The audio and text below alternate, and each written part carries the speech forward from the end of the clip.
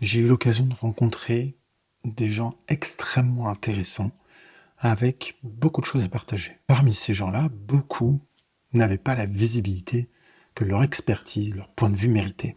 Et c'est une des raisons qui m'a amené à démarrer en 2023 un podcast qui s'appelle « On a toujours fait comme ça ». Je reçois des personnes qui ont une expérience, une expertise, un point de vue que je trouve très intéressant à partager pour challenger de mauvaises habitudes qu'on peut avoir dans le milieu professionnel. J'ai fait des rencontres extraordinaires avec des profils, des personnes extrêmement intéressantes et enrichissantes. Certains m'ont fait part de cette frustration. Les personnes qui sont les plus visibles ne sont pas forcément celles qui sont les plus compétentes ou les plus intéressantes.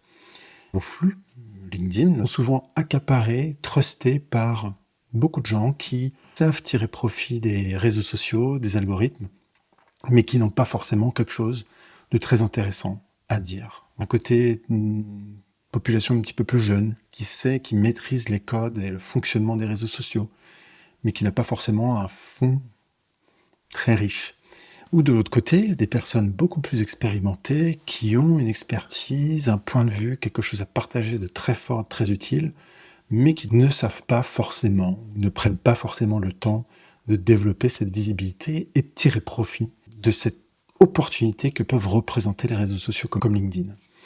Je me suis rendu compte également aussi, quand moi je me suis mis à mon compte en tant que consultant, que l'expertise et l'expérience ne suffisent pas à développer une activité et qu'il y a beaucoup d'actions à réaliser pour se rendre visible d'un marché. Et je vous parle un petit peu de mon parcours. Je suis né en 1979, donc certainement comme beaucoup d'entre vous, je ne suis pas un digital native, je ne suis pas né avec un ordinateur et un téléphone et une connexion au débit.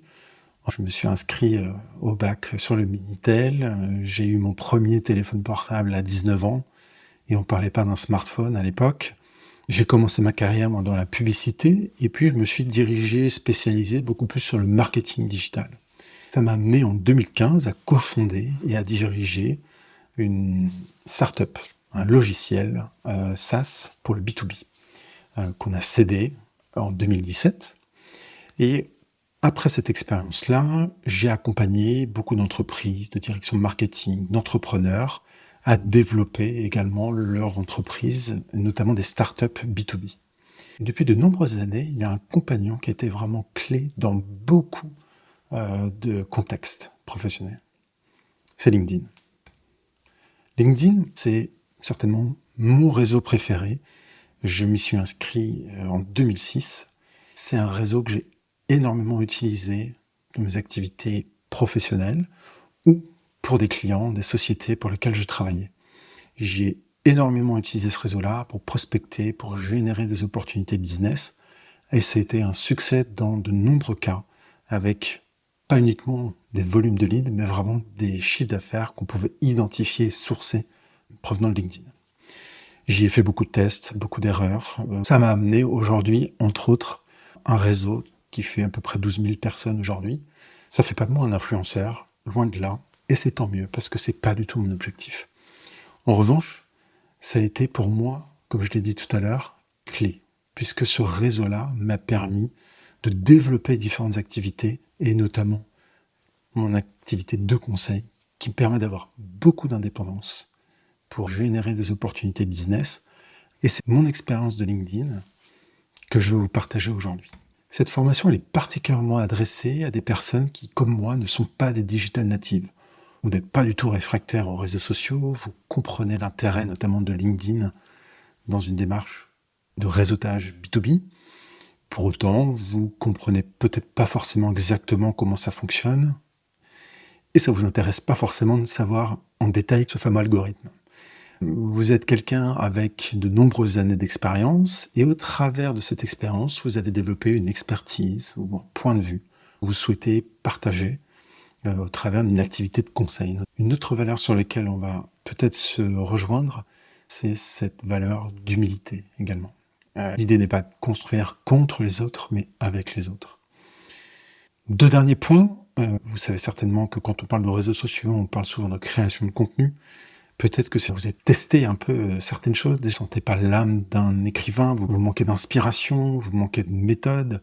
Et deuxième point, Qui dit réseau dit réseautage, prospection pour développer votre activité, et vous ne sentez pas l'âme d'un commercial non plus. Ça tombe bien parce que c'est vraiment quelque chose que je veux vous partager. Certes, il y a aujourd'hui 3 modes qui sont activés sur un réseau social comme LinkedIn, c'est-à-dire le mode créateur, le mode commercial et le mode supporter. Le mode créateur, vous l'avez compris, c'est créer du contenu. Le mode commercial, c'est justement ce côté réseautage, se connecter avec les bonnes personnes et échanger de manière personnalisée avec ces personnes-là pour initier des opportunités. Et le troisième mode dont on parle beaucoup moins, c'est ce mode supporter. Et c'est pourtant celui que vous devriez activer dès aujourd'hui. C'est le plus simple et c'est celui qui va vous permettre notamment de tisser une toile, tisser les bases pour que les autres fonctionnent bien.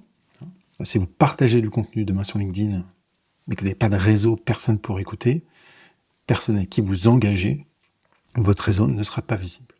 Donc la première des choses à activer, c'est certainement ce mode supporter. Le mode supporter, c'est l'engagement.